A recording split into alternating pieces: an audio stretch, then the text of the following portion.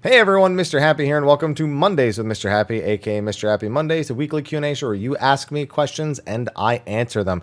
Feeling pretty tired today, so I'll keep this intro short, and I'll probably try to get through the Q&A as quick as possible, but we all know how that normally goes. Been playing a lot of Elden Ring Randomizer on my Twitch channel as of late, and I kind of want to put together a highlight reel, but I also kind of want to just make a second channel and actually start doing those VOD uploads that people have been asking for some time. In my opinion, it's not really worth doing overall, but maybe I do it. I don't know. I've been kind of back and forth about that all this week as I've been playing the Elden Ring Randomizer.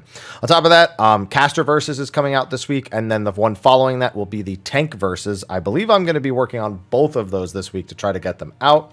And then I want to get to Healer Versus, and then Melee Versus will be the last one. So we're going to plan on having all that before 6.2, and then if 6.2 causes us to have to redo them, we'll do a reissue, and that'll be fine. That's always been the intention, but I just never get around to it. But that's currently what I'm primarily working on. On top of that, expect to see some shorts on the channel, just trying to get used to producing that style of content in addition to my normal content. In fact, don't be surprised if I take, like, let's say there's a question in the Q&A that I think is particularly good to include in something like a short. I might take that and make a short out of it. So don't be too surprised if you get your question answered twice on the channel or something like that. Anyway, let's get into the questions. Like I said, I'm tired this week, so let's get to it. Thank you to everyone sponsoring on Patreon. People don't have to, but the people who are over there, they choose to do it. Appreciate them. This helps especially during times when I'm trying out different things like with Elden Ring and, you know, the shorts and all that, because those don't actually generate any revenue, the shorts. Yeah, those shorts really generate next to nothing. Either they generate nothing at all, or I get accepted into YouTube Shorts and they still don't really generate a whole lot. So that's just me trying to experiment with a different content type. And maybe we pull those together, or maybe we focus on doing those like that. Anyway, thank you to our sponsors on Patreon. You guys are awesome. And thank you to all of you for tuning in. With that, let's get to the questions.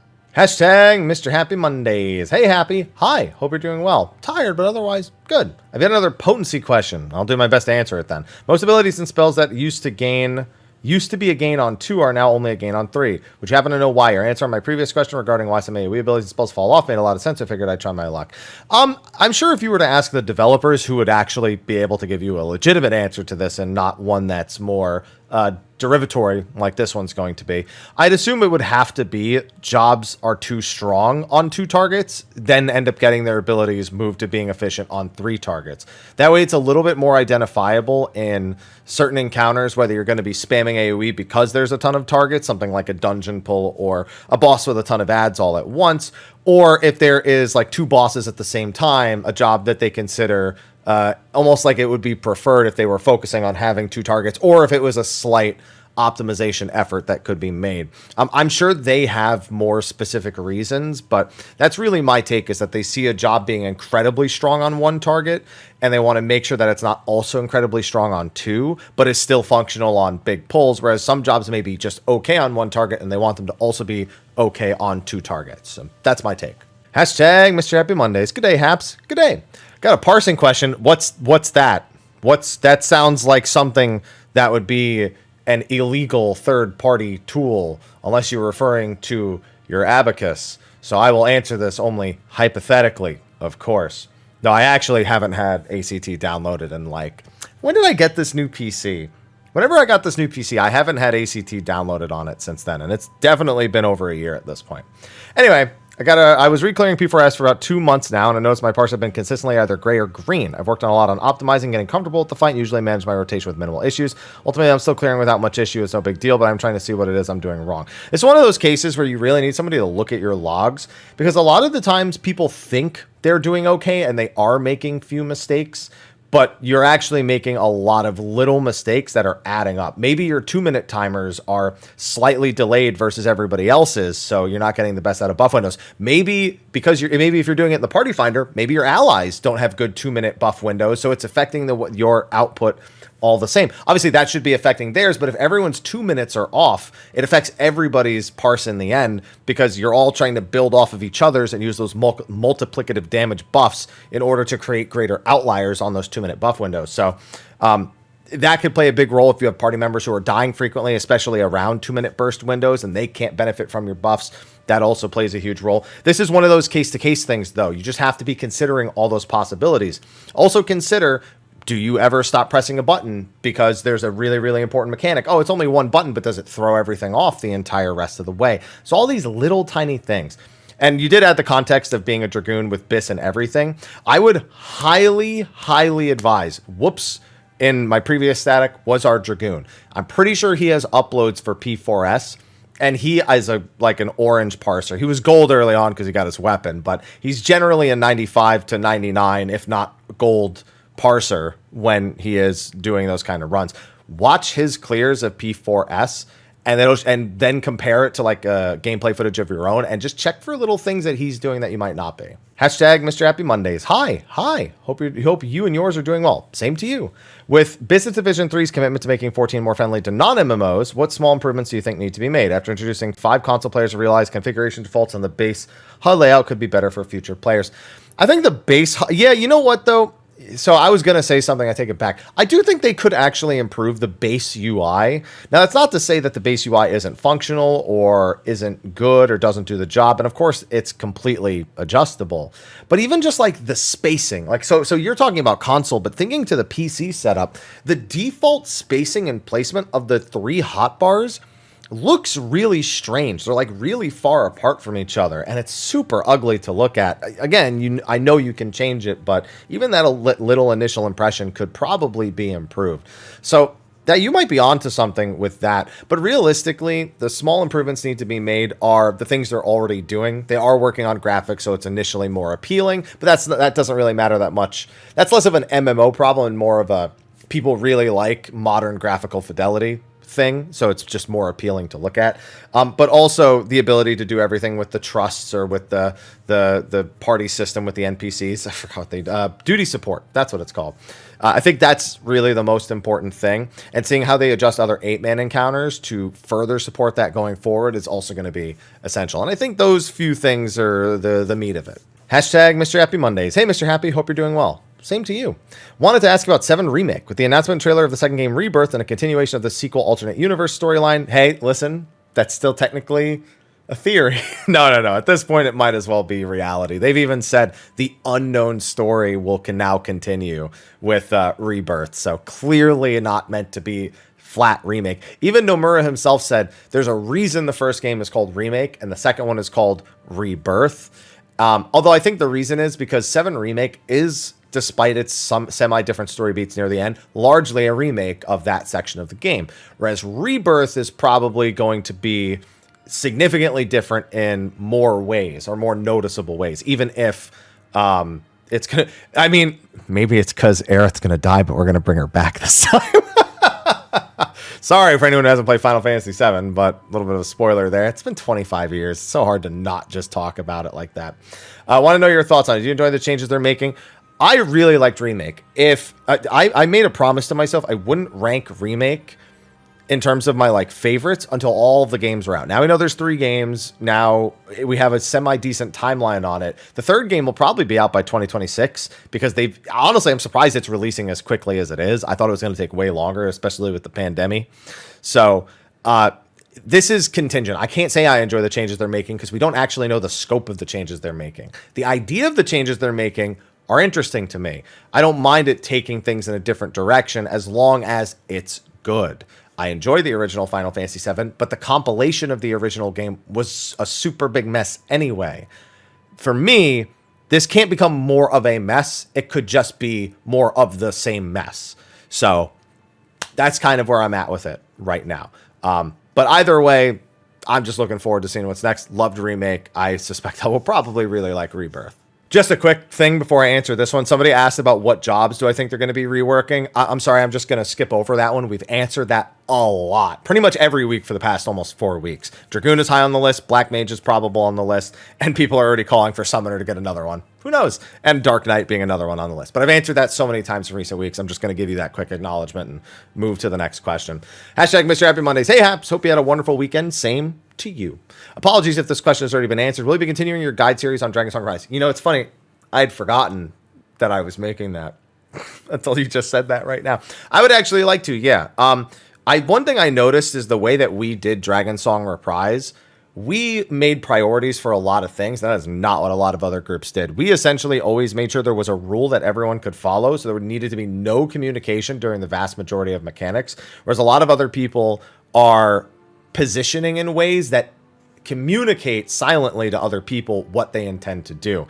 I'm definitely somebody who prefers more set rules for encounters than reacting to something last second, I suppose. It's the main reason why I did timer strat in P1S versus adjust strat, which completely fell off, because the idea of adjusting to somebody else just is an unattractive choice to me always. But because all of our strategies are based on that, when I started realizing that as I was making the guides, I was like, maybe I should go back to doing long discussions on some of these instead of doing these succinct guide style things, because of the way we did it is so drastically different than I think most people will do in the Party Finder or even in other statics. So that's just how I'm feeling with that. But yes, I would like to continue them. But some other projects have definitely taken precedent over that.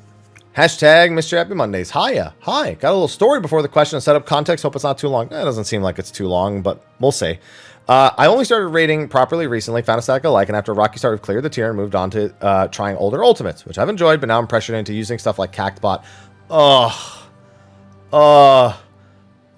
Wait, without automatic markers or ability calls? I mean, yeah, they can. So big thing. They can use those things without you using them. Take that from me, because I don't use any of that stuff, and other people who do, I still tend to do better than that. So that's you don't need that. Try suggesting macros to mark ourselves. Really don't want to use their. Listen, if they want to be the ones who use auto markers on Ultima, clearly what you're referring to, or they want to use Cactbot because they're struggling, fine. Let them. This is the number one thing I've learned. Even if you don't like it, don't agree with it, let them be the ones who use it. You be the one who doesn't use it. Just make sure that you can back up the talk. Now, I will say if they're suggesting it because you're struggling more than they are, or they have it and you don't, so they might be able to pick up on things fast. That's where things get kind of weird with this, where if they have these programs and they're not actually trying to learn, they just want to be told as they're going along. Whereas you're actually trying to learn, that difference in experience can cause friction. But I don't think you need to find a new group. You just need to not use them and make sure that you're going out of your way to fully learn everything. So it doesn't seem like you need those things to your allies. I think that's probably your best bet. Hashtag Mr. Happy Mondays. Hi, Haps. Hi. Simple question this week. Pancakes, waffles, or toast? So for toast, I'm assuming you mean French toast, not just regular toast, because I don't think you would compare just regular toast to pancakes or waffles. I guess you kind of could. I think waffle is the most versatile. I think on any given day, though, I would take French toast. French toast is like my guilty pleasure breakfast food. Whereas waffles, I could eat with like anything. Chicken and waffles, ice cream and waffles, just waffles with the butter and the syrup dripped into the little hot tubs of deliciousness that is a waffle.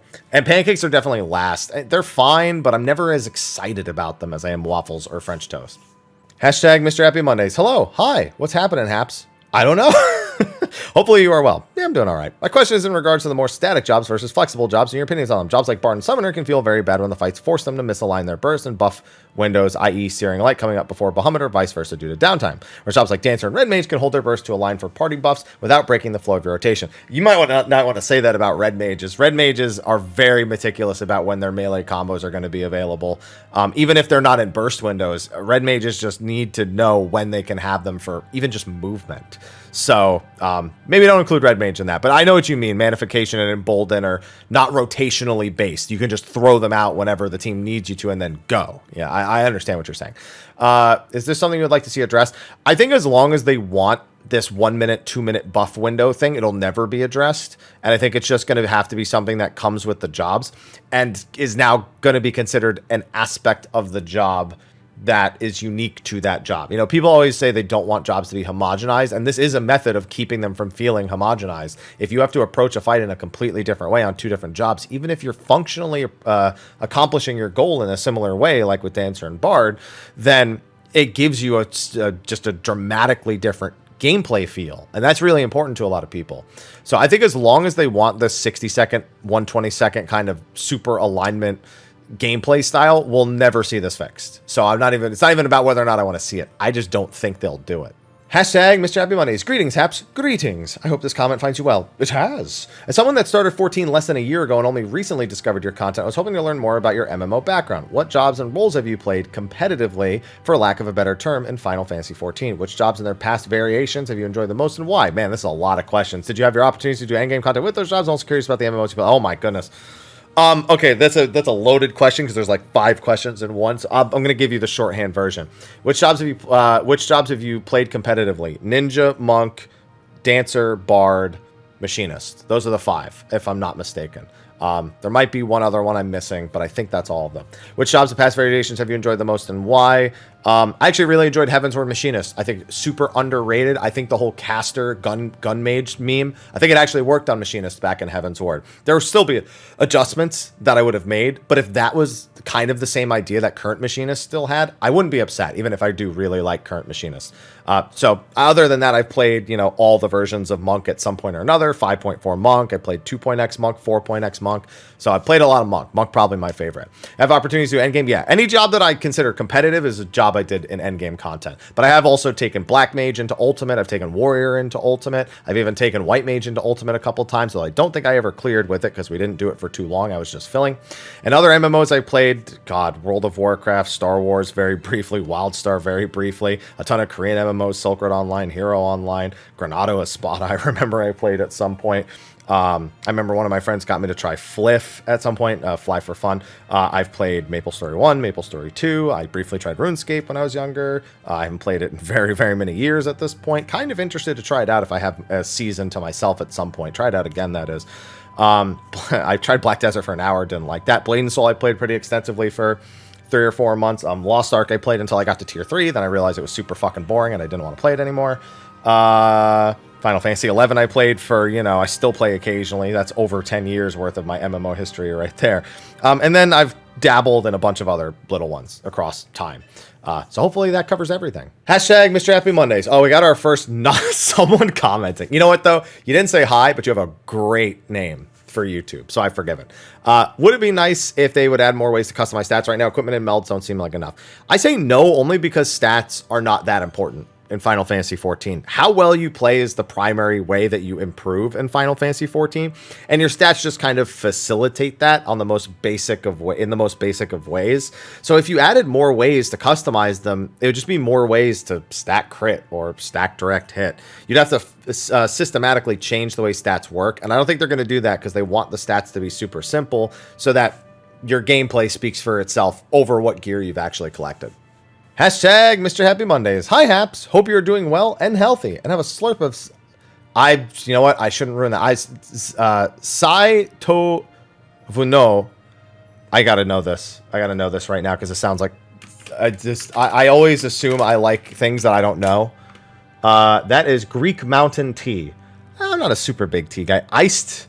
It's a Greek Mountain Tea. Yeah, okay. I mean, I like tea, but I'm more of a coffee guy. You know what I'm saying?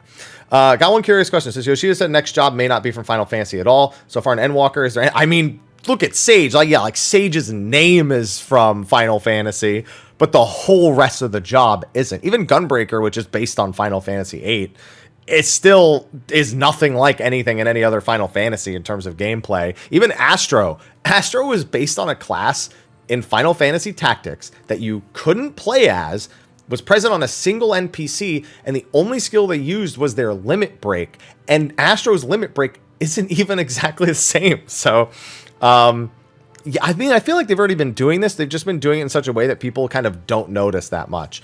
I think that in terms of what that job could be, there's probably little hints, but the hints that I see are more hints for jobs people expect. Like Geomancer, yes, I know it's essentially Conjurer of the Far East, but we have seen that Geomancy does have some unique aspects to it, especially with the talismans, if you've done the Swallow's Compass. So that's a big job that I do want, is Geomancer. I would certainly invest some time into it, regardless of if it was like a caster or a healer or whatever. Sorry, lightning rounding a question that was like 5 paragraphs long, asking if they should continue old content as new content, like making level 90 versions of the anima weapon, etc. For a lot of those, no, unless there's a story to be told that follows that up, one they feel is important to tell us. Otherwise, I see no reason to just make my relic weapon level 90 or make my anima weapon level 90, etc., etc., because it doesn't matter. You just glam over whatever you are wearing, and that's the end of it. So I don't see a reason of actually raising its level. As for the question in front of us, I see it as a reply. That normally means we're getting closer to the end. How are you doing? Cleared my first raid tier this past week with my static on Black Mage. Grats. Because Black Mage, if that's your first static, your first raid tier, Black Mage is one of the toughest jobs to go in on, even with all of its quality of life. First start of the tier, I was warned about how hard it would be to do Savage on Black Mage. I don't find it that hard on movement. This is actually a great tier for Black Mage. I'm not going to lie. Most tiers I go into Black Mage and I'm like, oh God, I can't imagine what this is like for Black Mage. This tier, because I rated on Black Mage in 5.4, maybe that's, or in the previous raid tier, not in 5.4. And I did Ultimate on Black Mage. Maybe I see it better now, but I was like, wow, this seems like a really good tier for Black Mage. Like, the movements are just super precise, and you can get to them way in advance, and you can easily make sure you have things prepped. I thought this was actually a fantastic tier for Black Mage, including the current Ultimate. Awesome for Black Mage. But yeah, no, as long as you feel that way, I mean, this sounds like you picked the right job for you. And that's the best thing that can happen in Final Fantasy XIV, is picking a job that feels great to you, that feels natural to you.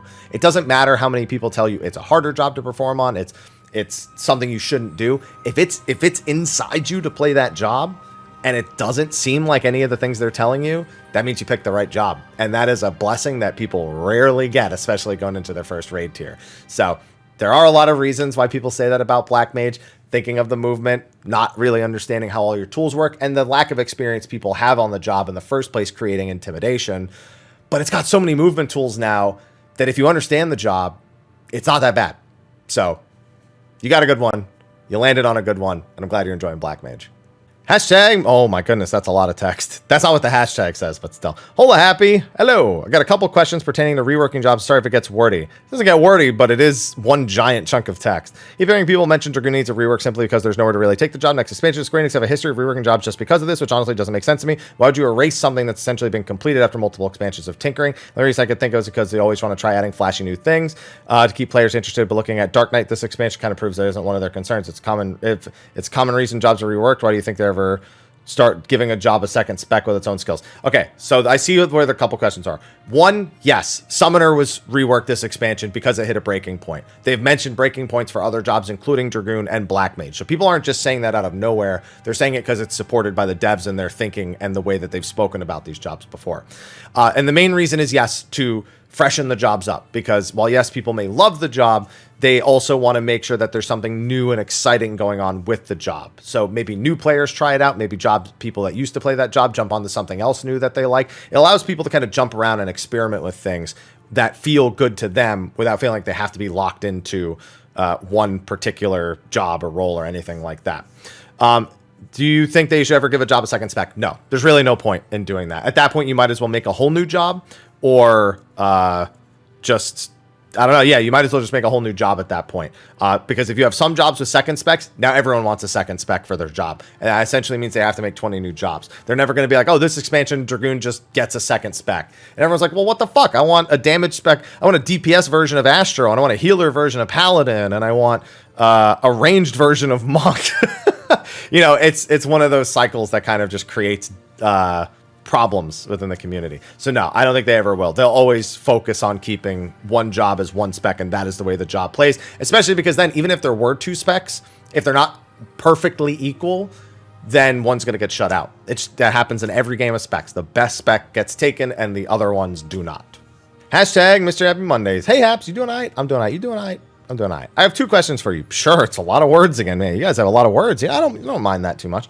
One, what happened to the perception of 15? All I heard was how bad the game was, how butchered the story felt, bad characters, abysmal gameplay balancing, and never heard about any updates to fix the game. So how come it has a majority of good reviews? Do people reevaluate the game? No, so a lot of the public reviews that came out for the game, even on its initial release, were pretty middling, if not really enjoyed it. A lot of that came down to the character interactions and the environments and whatnot.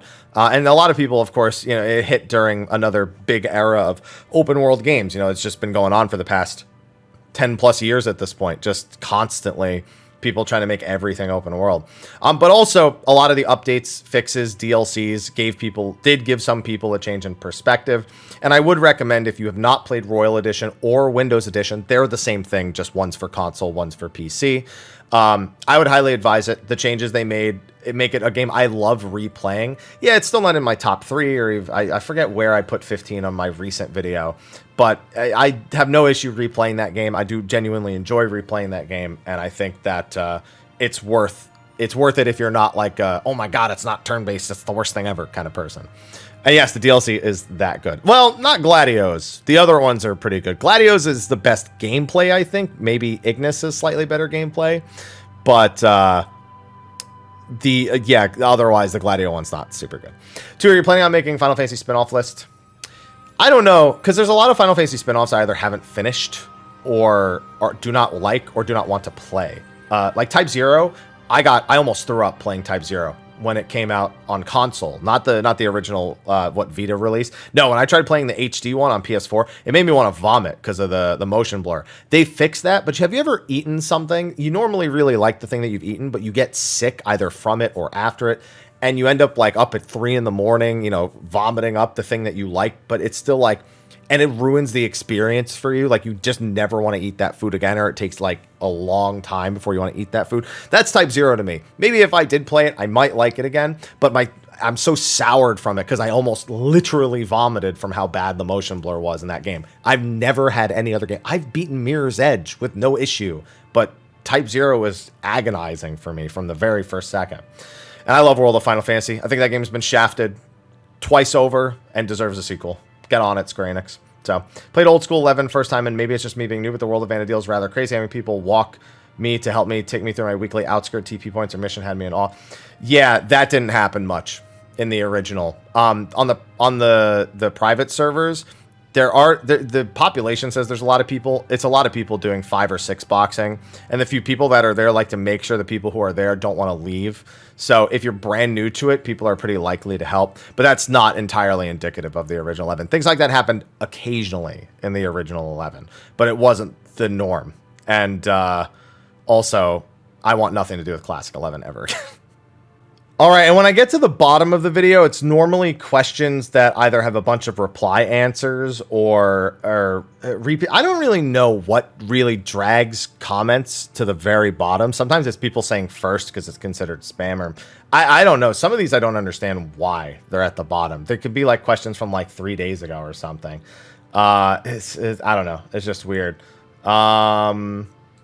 Let's see. What was this one? I was wondering what the difference. And yeah, I'm in the lightning round now because I read through a couple of them and I was like, okay. But I started and I scrolled all the way to the bottom. I was like, I haven't read this yet. The difference between scouting, maybe, and striking, mostly the appearance and aesthetic. There's not really a functional difference. Some of them do use different main stat, is specifically thinking of scouting in that case. But otherwise, it is largely an aesthetic difference, and that's about it. Been playing 14 since the original release. Can you explain how housing changed over the years? We got to the lottery system because people had to stand in front of a house for literally 48 hours spamming the confirm button, hoping to be the first person to be there when it opened up, because it was first come, first serve. That's the big reason why. So, yeah, trust me, this is still the better option, even if you're not really any more likely to get the house. Better than standing there for so many hours. What happens in Dragon's Hunger Prize when you mess up sparing Thornton? So you actually have to do, I think you have to do Nidstinian again. You either have to do Nidstinian again and then Eyes, but you lose on Eyes. No, I think what it is you actually immediately go into Eyes phase, but you only get one of the 2 buffs, so you literally can't do the phase, and then you just die. So that's all that happens there. Let's see. Ever make Boshan not instance? It's not possible. It's literally designed from the bottom up to be instance. It's not a zone. So that's, I mean, not impossible, but not worth the resources to do so. It would be a considerable undertaking. It wouldn't be a simple, switch to flick, unfortunately. Do you think they'll ever lift the restrictions for grand companies on their glam? Probably not. I think they should. I don't think there's any reason not to. But I just don't think they will. That's the bottom line. I think that's everything with the lightning round questions that I covered in between the various questions. So anyway, that's going to be a wrap for this week's episode of Mondays with Mr. Happy. Anyway, thank you for watching this week's episode. If you have a question, please put it in the comment section of the video below, and stay tuned for coverage on everything Final Fantasy VII Remake, Rebirth, whatever they call the third one. Coverage on all of that, as well as Final Fantasy XIV. We've still got a couple of Final Fantasy XI videos down the line. We've got Monster Hunter stuff probably coming down the line as well. Maybe just a few quick shorts or something like that. And then maybe some more Elden Ring stuff since it has been a while. Anyway, that's going to be a wrap for me. Thank you for watching. Be sure to like, favorite, subscribe, and share. And I'll see you in next week's Q&A. Until then, You have a good one. Take care.